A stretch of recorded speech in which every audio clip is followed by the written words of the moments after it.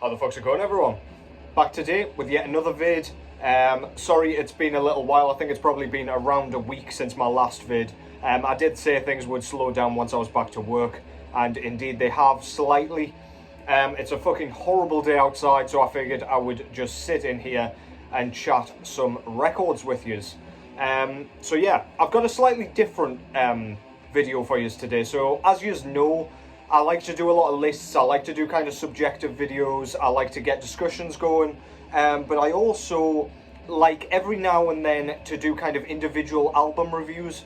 I haven't done so many of them, but the ones that I have done, I have enjoyed. And I like kind of going in depth a little bit more about a few records, or about specific records, I should say, to kind of try and get you guys to go and check them out if you haven't already heard them. So this is kind of going to be a bit like that, in that I'm going to be specifically talking about one musician in particular, but a couple of his projects. So yeah, first of all, I'll get into what we've got going on in the background. First of all, I've already taken it out of the jewel case because you couldn't see shit. This is Necrot, out of the USA, with their debut full-length album entitled Blood Offerings. Now, if you're not familiar with this, this is very traditional, very kind of punky, old-school death metal. This was put out through Tank Crimes originally, in, I want to say 2017, it might tell me. Of course, it's not going to fucking tell me. Yeah, it was around then anyway, if not bang on. Necrot, the production here is absolutely splendid. As I say, punky, but also like kind of murky. It's got that kind of grimy feeling that you kind of require in a death metal record. Some of the riffing here is so catchy. There's like a couple of breakdown moments where like the music just stops and then this filthy riff comes in, groovy, bit more mid-pace, just makes you want to fucking punch the air. Lots of cool stuff. Really like the vocals. You can hear everything he's saying, but they've of course got that kind of nasty kind of harshness to them. Really, really goddamn good. This band has one of those guitar tones where you just fucking know it's Necrot as well. It's just one of those things. Drumming's excellent, very punky. There's quite a lot of D-beat and stuff going on here. As you can probably guess by them being on Tank Crimes, who normally kind of deal with sort of punk and grindcore and then things that are mixed with such. But yeah, really good shit. Necrot, Blood Offerings, love that thing. Can't recommend them enough. Much prefer that one to the one they brought out afterwards. Mortal, I think the album's called. But yeah, go and check that one out still. Very good, but Blood Offerings is where it's at for me. Okay, so now that we've got that out the way, not too long ago, a guy called Paul Gillis, I hope I've pronounced his name correctly there, hit me up on social media, asking if I'd heard of a couple of his bands. The bands that are in question here are called Morgue Supplier and Drug Honky. Neither of which I had checked out, but I was familiar with the Morgue Supplier band name. This was mainly because they were on Transcendent Obscurity Records, the record label out of India, which generally deals with kind of death metal and black metal, all the shit that I love, basically. But yeah, I just responded with, no, I'm not familiar with your music or anything, but I'll happily check it out. And he offered to send me a couple of records to check out, deep dive a little bit, and do a video on, which I thought was really, really fucking cool. So thank you very much, Paul Gillis, for that. So yeah, it was quite good fun having like a couple of records to kind of focus on and put all my attention into just for a second. Where I could just, yeah, fully like study what was going on.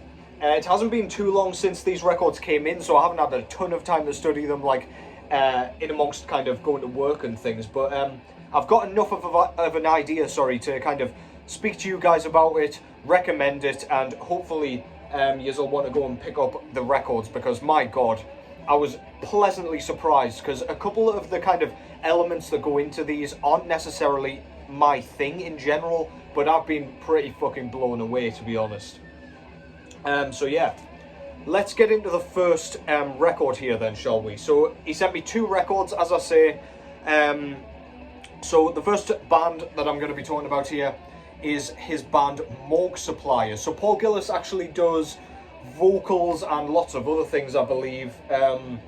I'll get this right. So he does guitar, vocals, and drum programming, I believe, on this album.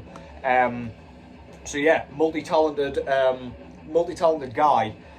Morgue Supplier, I was a little bit worried when I started this album that this was not going to be my thing, because this is kind of almost experimental death grind, which is just a completely fucking made up subgenre there. But yeah, inherently it's very kind of grindcore sort of focused death grind. But the thing that I kind of was taken aback by here was the sort of erratic nature of it. It's got those kind of higher pitched kind of elements, so all of the lead guitars and the treble, all of those things kind of spiral and oscillate in a kind of erratic maelstrom of sort of carnage here, basically. So the stop-start kind of element I'm pretty used to. Like, I like quite a lot of kind of proggy things. This is by no means prog, by the way, but like I quite like that experimental sound in general if it's not overused. It is not overused here. It's just kind of, it almost feels like lightning bolts are kind of striking you from all angles. As soon as you kind of get past one little lead kind of flurry, another one hits you completely out of the blue. It's got like a kind of erratic nature in the sense that the time signatures are very, very odd. The drumming feels very kind of offbeat at times, and it can kind of catch you off guard a bit when you're kind of trying to nod along and there's like a fucking, I don't know, like a 7/4 time signature that just kind of comes out of nowhere. They change it up quite frequently on here, but it's not too like challenging in the sense that you're like taken away from it and it's like giving you a headache kind of thing. The death metal elements are very much there, so you've got lots of blast beats, chunky guitar tone, we've got those kind of growled vocals, but Paul has a very distinctive kind of vocal tone. He uses kind of almost like a moan that goes along with his growls that kind of makes him sound a bit kind of helpless and a little bit kind of distressed, which I really fucking love. It's like almost like he's given up on life, but he's in tremendous pain still, and his body is still acknowledging it. It's really, really fucking cool. This was their third full-length album, by the way, and I don't even think I said the album's title. The album's title is Inevitability. But yeah, this thing is so, so well done. As I say, it's got that erratic nature, but it's definitely got that conventionality that, I don't even know if that's a word, but I'm fucking using it. It's kind of conventional in a death metal sort of sense, so if you like that sound in general, then look no further. There were parts here that almost reminded me a bit of a kind of Wormrot's new album, Hiss, in that it's just a bit more kind of, a bit more experimental, a bit more kind of stepping outside the comfort zone of grindcore. It's not just all in your face. It's got a lot to kind of think about. You've got to wrap your head around a lot of this stuff. Yeah, just really, really, really well done. Again, this isn't typically my style, but I can very much get my head around this and really fucking enjoy it. So yeah, my one gripe with this, sorry Paul, I've got to kind of give a bit of a balanced opinion here, but the drum programming, whilst for the most part all the way through it's kind of ignorable, like it's not necessarily, it doesn't sound like drum programming for the most part, but then we get every now and then, I can't remember which track it was in particular, it might be Existence Collapsed, but don't quote me on that. There was a track where it just went, the drumming went into like ultra speed and it just didn't sound like a human was playing it. If I've got that wrong and a human is playing it, then I do apologise, but just that little moment, it kind of took me away and I was like, okay, like we're getting a little bit into kind of sillier realms here. But it was only really that one moment where I noticed it. So yeah, it's not really a gripe, it was just one tiny part and one tiny element that I kind of struggled with a little bit. But yeah, otherwise really fucking good stuff. Front cover there, I'm assuming this is Mariusz Lewandowski's work, with the kind of Grim Reaper sort of figure looking completely alone, in complete solitude, in complete kind of desolation, in this totally like barren wasteland with a really expansive and really kind of a beautiful looking sky there. Looks very somberful. Sorrowful.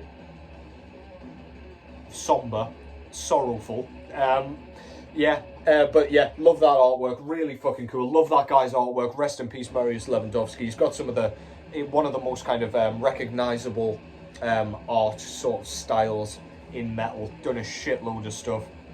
But yeah, really like that. Back cover there, we've got a little bit more of that beautiful artwork with the kind of dead trees there, and the track listing there. Really like the layout and everything. Transcending Obscurity Records, as I say, always do a fantastic job. And I'll show you a few of the bits that kind of came with this.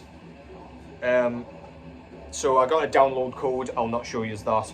I got a Drug Honky sticker, so this was just in the package in general. It's just kind of a human brain with the logo over the top. Very cool. I stick a load of my stickers like on my turntable cover, so I'm sure that will be making its way over there. And this one was actually limited to 100, and I got number 91, which is really fucking cool. I wasn't expecting them to send me like, well, I don't expect anybody to send me anything, to be honest, but he sent me like a limited pressing and a coloured pressing at that, so really appreciate that. The postage was really fucking quick as well, so always appreciate that too. But look at this goddamn disc, man.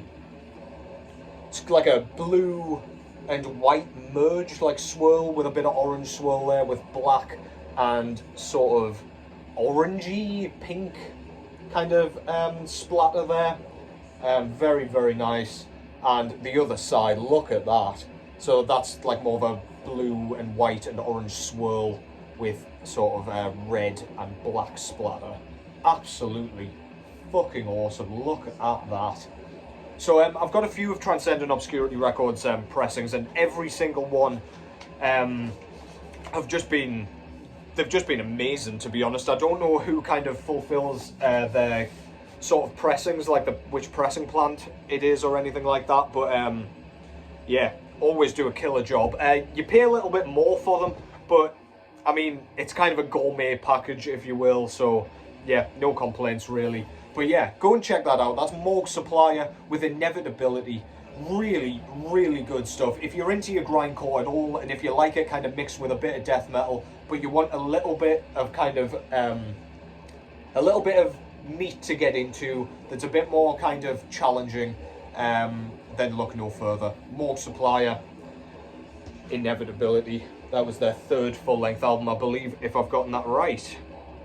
Okay, so next up is the other project that Paul is involved with. So this is a 4-piece band, I believe, and Paul again does vocals. I will get this right as well. He does vocals, synths, and kind of effects and samples on this one.